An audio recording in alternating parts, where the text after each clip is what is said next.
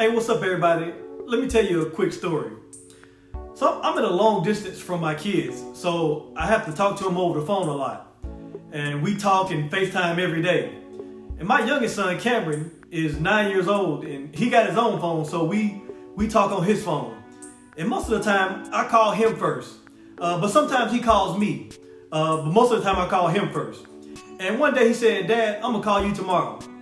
So I said, okay, and I waited on him to call, but he never called. And I'm not surprised by that because, he's only 9 years old, so I know he's busy playing and he's not even thinking about calling. So I called him and I said, "Cameron, you didn't call me. You forgot about me." And he said, "No, Dad, I didn't forget about you. I just forgot to call." And we were laughing and playing, but it made me think. Now I know that after he said that, he didn't think nothing else about it, but I kept thinking about it long after the conversation. He said, "I didn't forget about you, I just forgot to call." And it made me think about how many times do we make someone feel bad when we say things like, "You forgot about me." And the other person is saying, "No, I didn't forget about you, I just forgot to call." You see, it's not about you, I just forgot. I'm not trying to hurt you, I just forgot. So can you please bear with me? And this brings to mind what Paul says in Ephesians 4:2. He says, "Be completely humble and gentle, be patient, bearing with one another in love." So when we look at this verse, it ends with love, but it starts with being humble. For whatever reason, in our society, people have the wrong perspective of what it means to be humble. People often wrongly associate it with being weak or letting people run over you. But it does not mean that at all. It simply means being happy and content when we are not in control or not always trying to make things go our way. So in order to do anything with love, we got to start with being humble. That's what Christ did. You see, Jesus humbled himself. Even though he was God, he emptied himself of all his glory, and he came into this world as a lowly servant, wearing raggedy clothes. And he humbled himself to death on the cross so that you and me can be forgiven and be saved and have everlasting life.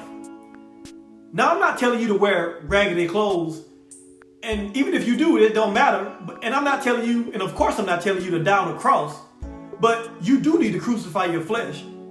You do need to crucify your selfishness and humble yourself. Then it says, "Be gentle and patient." Are you gentle and patient with people? All of these things, these attributes, being humble and gentle and patient, are natural results of being filled with God's Spirit. So if you're working really hard to try to be gentle and patient, and you can't figure out why it's so hard, maybe you should try to get God's Spirit in you, because these things are the fruit of the Spirit. Like I said, this verse starts with being humble, and it ends with love. But what I really want to talk about is what's in the middle.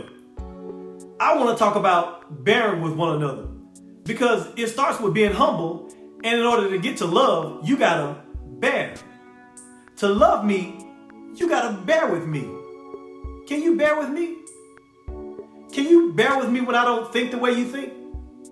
Can you bear with me when I make a mistake? Can you bear with me when I'm not aware that you got offended?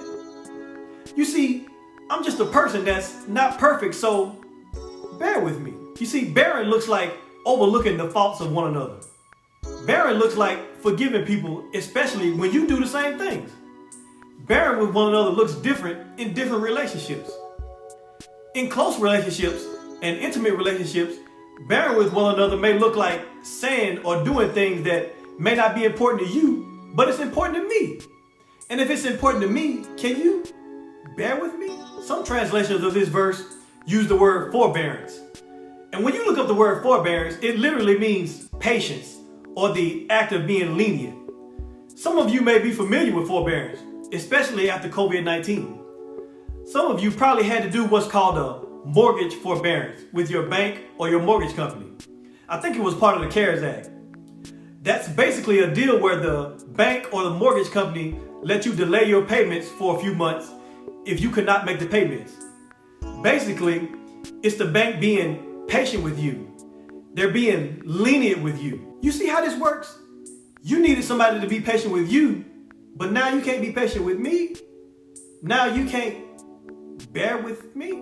And I know you might be saying, well, it's not my fault I couldn't make the payments because due to COVID-19, I got laid off from my job.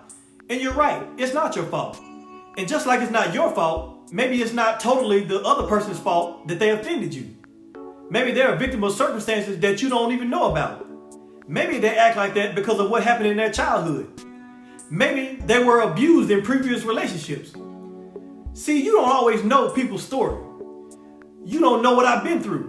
That's why you gotta bear with me. When it comes to close, intimate relationships like marriage and parents and kids or sisters and brothers, is that we don't bear with each other in love.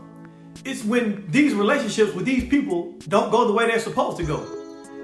Somebody is treating you bad and they're not bearing with you. Can I just tell you that I'm sorry? I'm sorry about that. That sucks. It sucks when somebody you love and somebody that's supposed to love you is always irritated by you, always nitpicking, always dissatisfied with you. That sucks. I know because I've been on both sides of this. I've not always been patient with other people, and I've had people to not be patient with me. But if there was ever a time to bear with one another in love, the time is now. If we're ever going to do anything good in this world and make changes for the better, we must bear with one another in love. If we're going to have better homes, we must bear with one another in love. If we're going to have better communities, we must bear with one another in love. Even a 9-year-old child knows that it's not right to penalize me for being human.